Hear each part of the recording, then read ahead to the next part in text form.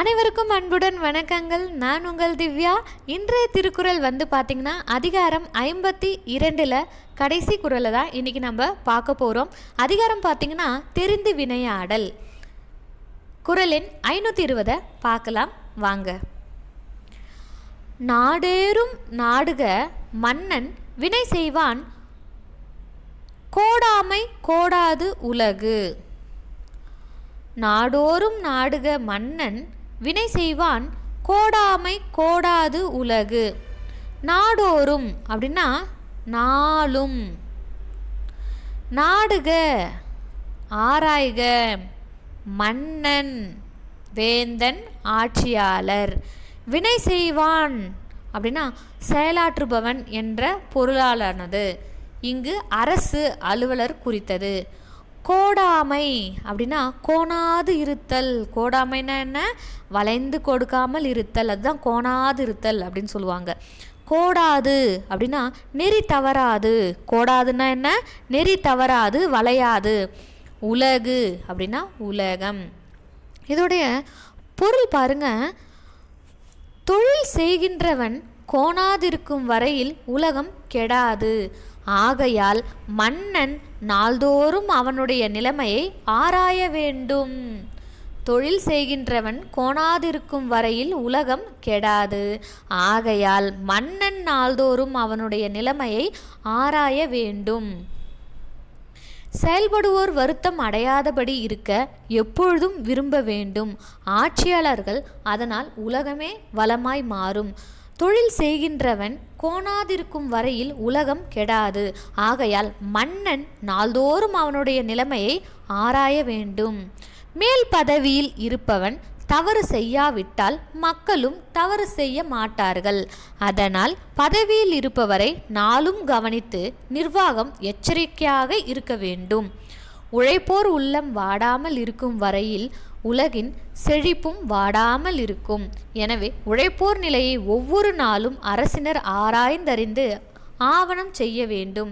அதாவது என்ன சொல்கிறாங்கன்னா, மேல் பதவியில் இருப்பவர்கள் தவறு செய்யாவிட்டால் கீழ்ப்பதவியில் இருக்கிறவங்களும் என்ன பண்ண மாட்டாங்க? தவறு செய்ய மாட்டாங்க. இப்போ ஒரு தலைவன் இருக்கிறாரு, இப்போ அவர் ஏதாவது ஒரு தவறு செய்கிறாரு அப்படின்னா தலைவனே அப்படி செய்கிறாரு, அதுவே தப்பு இல்லை, அப்போ நாம் செஞ்சால் மட்டும் என்ன தப்பு? ஆசிரியர்களே பார்த்திங்கன்னா பள்ளிக்கூடத்துக்கு லேட்டாக வந்தாங்கன்னா மாணவர்கள் என்ன அவரே லேட்டாக வராரு, நான் வந்தால் இப்போ என்ன அப்படின்னு நினைப்பாங்க. இல்லை நம்ம ஒரு அலுவலகத்தில் வேலை செய்கிறோன்னா நம்மளுடைய முதலாளி அவரே சரியான நேரத்துக்கு வரல அப்படின்னா, தொழிலுக்கு சரியான நேரத்துக்கு அவரே வரல அப்படின்னா அங்கே வேலை செய்கிற நாம் சரியான நேரத்துக்கு போவோமா? அவரே 10 மணிக்கு தான் வருவார், நாம் ஒரு 9:30 மணிக்கு போவோம். அப்படி தானே நினைப்போம்.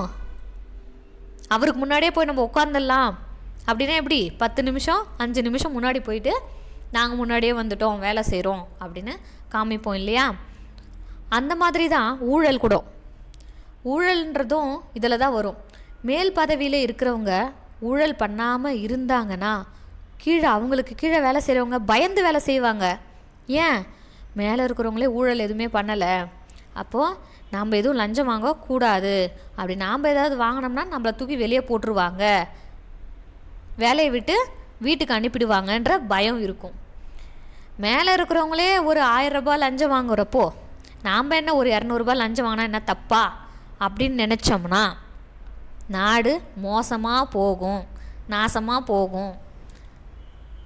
அதனால் என்ன பண்ணணும்? முதல்ல மேலே இருக்கிறவங்க அரசன் தன்னை திருத்தி கொண்டால் குடிமக்களும் அவர்களை திருத்தி கொள்வார்கள். திருத்தி கொண்டு தான் ஆக வேண்டும். இல்லைன்னா நாடு கடத்தி இந்த நாடு இல்லை வேறு நாட்டுக்கு போகணும் அனுப்பிச்சி விட்ருவாங்க இல்லையா? சரியானது தானே? இங்கே இருந்தால் இந்த சட்டத்திட்டங்களுக்கு உட்பட்டு இருங்கன்னு சொல்கிற அரசும் தலைவனும் அதிகாரிகளும் இருக்க வேண்டும். அப்படி இருக்கும் பொழுது நாட்டில் இருக்க குடிமக்களும் மக்களும் மாணவர்களும் யாராக இருந்தாலும் அவர்களும் சரியாக இருப்பார்கள். அரசு சரியாக இருந்துச்சுன்னா குடிமக்களும் சரியாக இருப்பார்கள் அப்படிங்கிறத அழகாக திருவள்ளுவர் இந்த குறளில் சொல்லியிருக்காரு.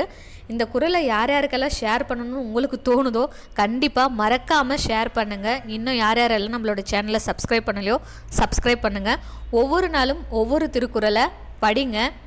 இதில் இவ்வளோ பெரிய விஷயம் இருக்குது பாருங்கள். இந்த திருக்குறளில் 2 வரி, இந்த 2 வரியில் ஒரு நாட்டை ஆளக்கூடியவர்களும் ஒரு பதவியில் இருக்கக்கூடியவர்களும் ஒரு உயர்ந்த நிலையில் வேலை செஞ்சிட்ருக்கவங்களும் எப்படி இருக்க வேண்டும் என்பதை அழகாக இந்த திருக்குறள் சொல்லிடுச்சு பாருங்கள்.